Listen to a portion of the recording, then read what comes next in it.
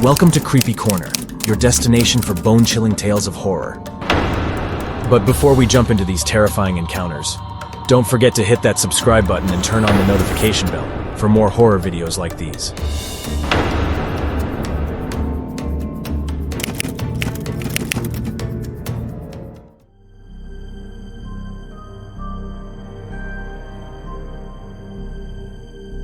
दरवाज़ा बंद होते ही मुकम्मल तारीकी छा गई। मैंने टटोल कर दीवार का सहारा लिया और पहली सीढ़ी पर कदम रख दिया। आहिस्ता आहिस्ता एहतियात से दूसरी सीढ़ी, फिर तीसरी। हर तरफ गुप अंधेरा था। अजीब सी बू हर तरफ फैली थी, सीलन जैसी। बहुत डरावना एहसास हो रहा था। मेरा दिल तेज़ी से धड़क रहा था। नाहीद मेरे कानों से जमशेद की आवाज़ टकराई। हाँ, मैंने तड़प कर पुकारा। नाहीद, जमशेद ने मुझे दोबारा पुकारा। इसकी आवाज़ में अजीब तकलीफ थी, सख्त कर्ब। और फिर मेरी आँख खुल गई। मेरा दिल तेज़ी से धड़क रहा था। सारा जिस्म पसीने में भीगा हुआ था। बड़ी मुश्किल से अपने आप को घसीट कर मैं उठकर बैठ गई। मेरे सर में जैसे धमाके हो रहे थे। उफ, मैंने अपना सर हाथों में थाम लिया। 40 साल, मैंने सोचा।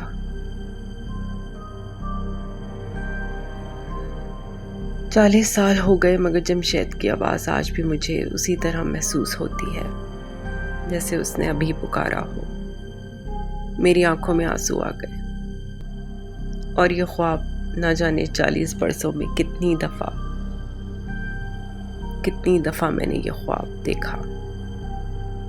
तकरीबन इसी अंदाज के ख्वाब मुझे आज तक नज़र आते हैं। जमशेद और वो तहखाना। ये बहुत पुरानी बात है, तकरीबन 40 साल पुरानी। मेरी उम्र उस वक्त 16-17 साल की थी। पाकिस्तान बने चंद साल ही हुए थे। पाकिस्तान आकर हम सक्खर में आबाद हो गए थे। यानी मैं, मेरे बड़े भाई राशिद और अम्मा अब्बा। यहाँ जो घर हमें अलॉट हुआ था वो सीता मंदिर से तकरीबन जुड़ा हुआ था।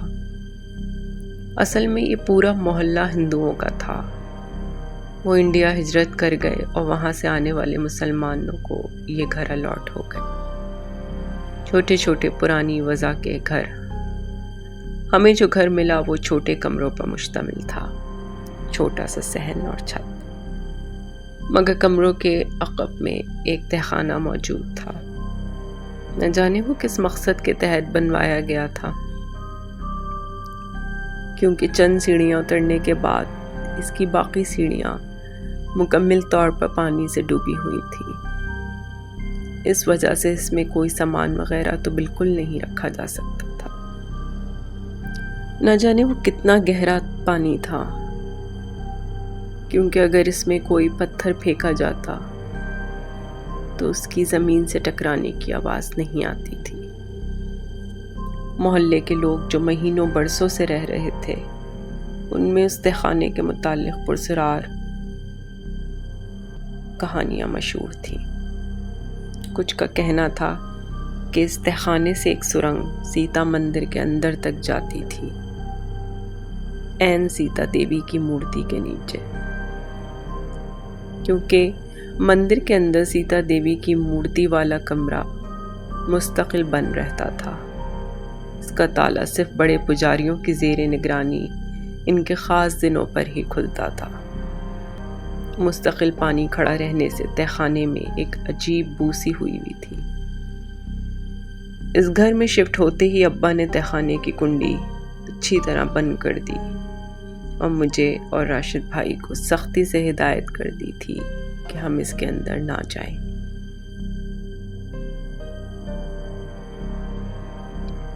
राशिद भाई मुझसे उम्र में चंद बरस बड़े थे। शरारतों से इनका दूर का भी वास्ता नहीं था, मगर लड़की होने के बावजूद मैं बहुत शरारती थी। اور اکثر اپنی سہیلیوں کے ساتھ تہخانے کی کنڈی کھول دیتی۔ ہم اس کے اندر جاتے اور مختلف تبصرے کرتے تھے، اس کے بارے میں سنی سچی اور من گھڑت باتیں کرتے۔ اس گھر میں آنے کے 2 سال کے بعد ہماری اماں کا انتقال ہو گیا۔ وہ کچھ عرصے سے بیمار تھی۔ ان کے انتقال کے بعد ہماری رشتے کی پھپھی حمیدہ ہمارے ساتھ رہنے لگی۔ ان کے زیادہ رشتہ دار انڈیا میں ہی رہ گئے تھے۔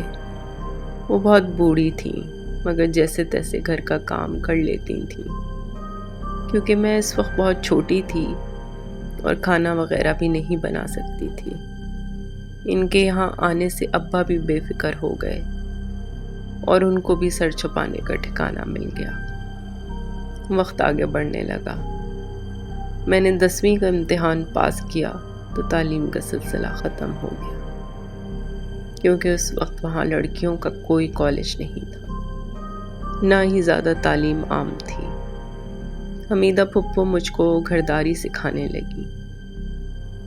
محلے میں میری چند ہم عمر سہیلیاں تھیں، کبھی وہ میری طرف آ جاتی اور کبھی میں ان سے ملنے چلی جاتی۔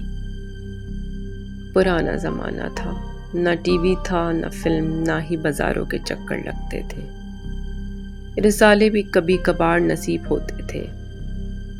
کسی قسم کا کوئی ٹائم پاس نہیں تھا۔ میری کوئی بہن بھی نہیں تھی۔ اماں کا بھی انتقال ہو چکا تھا۔ راشد بھائی ابا کے ساتھ دکان میں بیٹھتے تھے۔ صبح کے نکلے، دوپہر کو صرف کھانے کے وقت تھوڑی دیر کو آتے، پھر نکلتے تو شام کی خبر لیتے۔ عشاء کی نماز پڑھتے ہی سو جانے کا رواج عام تھا۔ میری فطرت اور میری اٹھان اس ماحول کے سخت خلاف جا رہی تھی۔ میں جیسے جیسے بڑی ہو رہی تھی، میرے اندر جیسے پارا بڑھنے لگا تھا۔ ایک پیر صحن میں ہوتا تو دوسرا چھت پر، کبھی ایک سہیلی کے گھر تو کبھی دوسری سہیلی کے۔ اکثر وہ میرے گھر میں جمع ہوتی کیونکہ یہاں روکنے ٹوکنے والا کوئی نہ تھا۔ ابا اور راشد بھائی دکان میں ہوتے تو حمیدہ پھپھو تو بیچاری کسی گنتی میں نہ تھی۔ وہ اب کم سنتی تھیں اور ان کو دکھائی بھی کم دینے لگا تھا۔ ہم سہیلیاں آپس میں خوب مزے کرتی، کہانیاں سناتی۔ اس وقت کے حساب سے جو چند میک اپ کی چیزیں میسر تھیں، ان سے میک اپ کیے جاتے، ریڈیو پر گانے لگتے، الٹے سیدھے ڈانس کے نام پر ہاتھ پیر مارے جاتے۔ اکثر ہماری گفتگو کا سلسلہ پرسرار تہخانے اور اس سے متصل سیتا مندر پر جا نکلتا، اور پھر اور من گھڑت باتیں کہاں سے کہاں جا نکلتی۔ میں اپنی سہیلیوں میں سب سے خوبصورت تھی، بلکہ سہیلیوں میں کیا، میں تو شاید اس وقت اس پورے محلے میں سب سے زیادہ خوبصورت تھی۔ اس بات کا اندازہ مجھے خوب تھا، جو مجھے دیکھتا دیکھتا ہی رہ جاتا۔ میں حد سے زیادہ نڈر بھی تھی۔ شام کو تو کیا، مجھے رات میں بھی کبھی ڈر نہیں لگتا۔ آرام سے اندھیری گلیوں میں سے گزرتی، اپنی سہیلیوں کے گھر چلی جاتی۔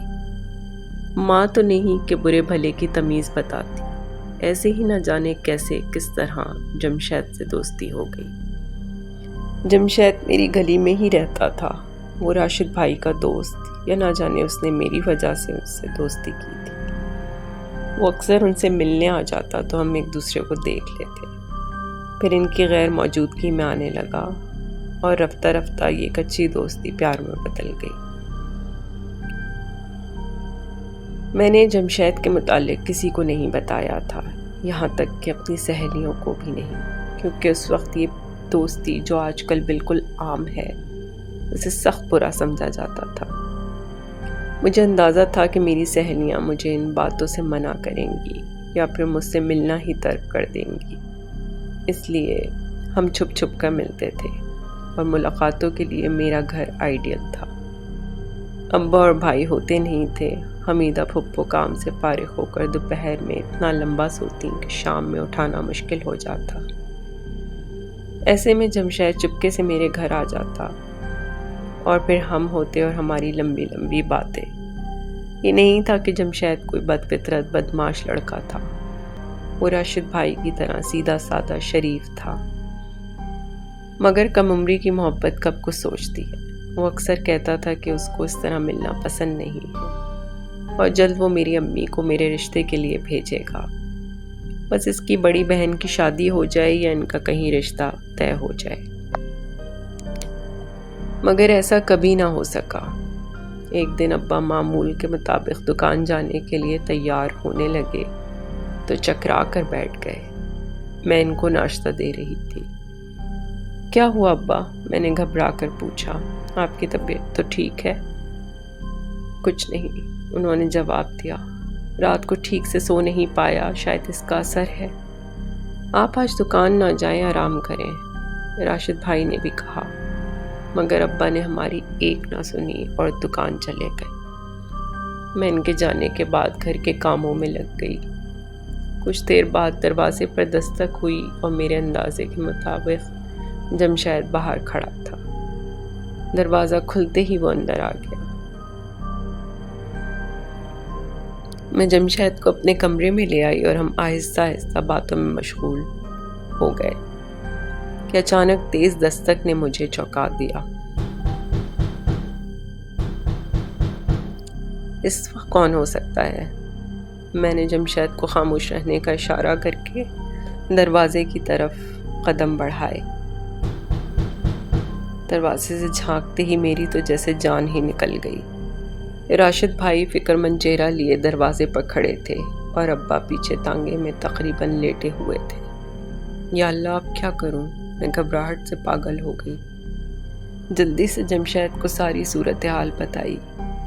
وہ بھی میری طرح ڈر گیا کہ کیا کروں۔ کوئی راستہ دوسرا موجود نہیں تھا جہاں سے جمشید کو باہر نکال دیتی۔ چھت موجود تھی لیکن کسی باؤنڈری کے بغیر۔ وہاں موجود انسان نیچے والوں کو صاف نظر آ جاتے تھے۔ باہر سے راشد بھائی مستقل دروازہ بجا رہے تھے۔ سخت گھبراہٹ میں ایک خیال میرے ذہن میں ٹکرایا۔ کانپتے ہاتھوں سے میں نے تہخانے کی کنڈی کھولی۔ دیکھو بس جمشید، بس تھوڑی دیر، جیسے ہی ماحول سازگار ہوگا میں تمہیں نکال لوں گی۔ میں اپنی جلدی میں تھی۔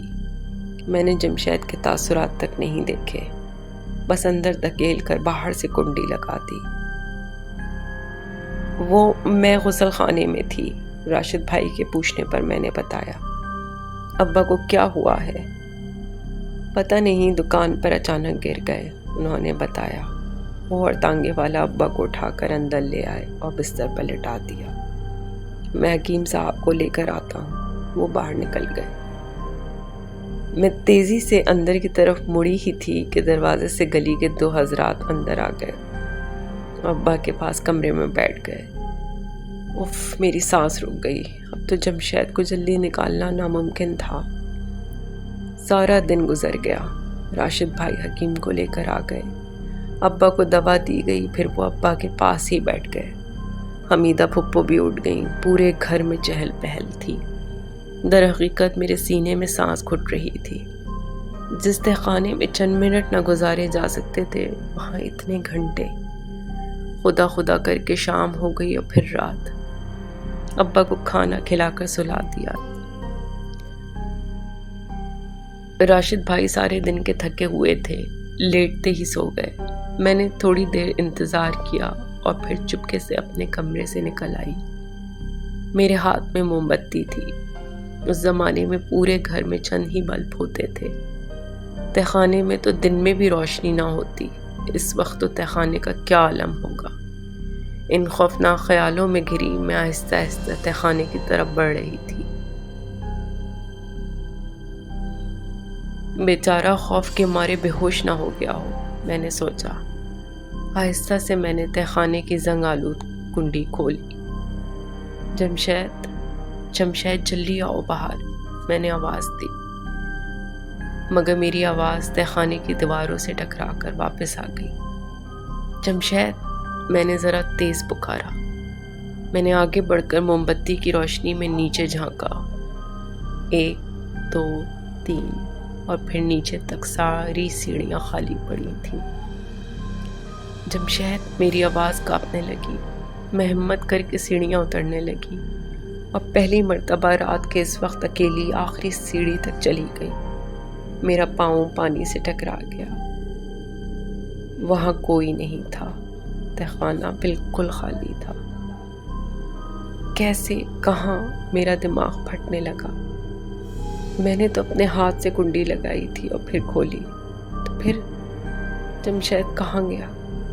جمشید، میں وہیں بیٹھ کر رونے لگی۔ تم کہاں ہو؟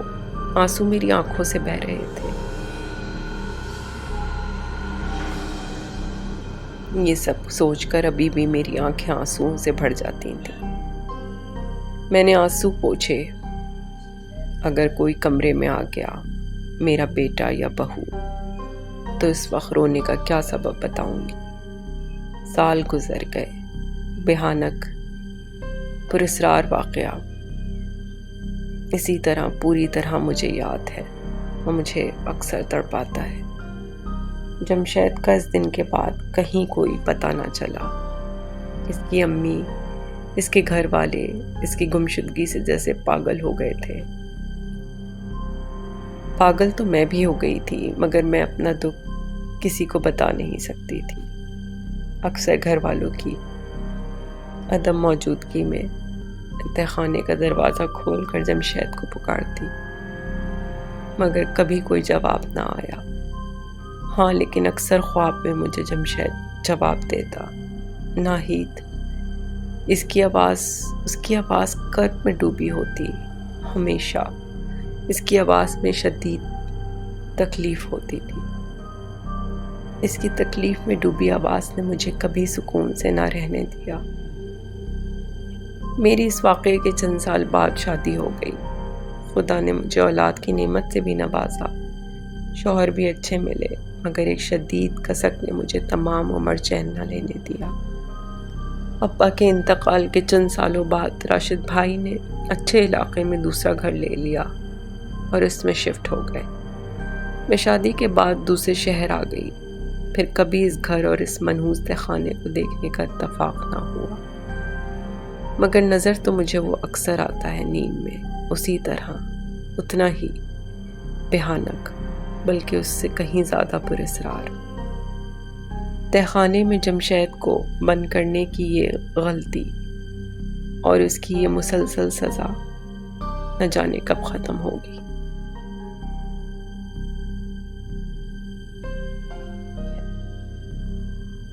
اگر آپ کو یہ سٹوری پسند آئی ہے تو پلیز لائک، سبسکرائب اور شیئر ضرور کریں، اور مجھے کمنٹس میں بتائیں کہ آپ کو اس سٹوری میں کیا اچھا لگا اور کیا نہیں۔ آپ کی سپورٹ کا بہت بہت شکریہ۔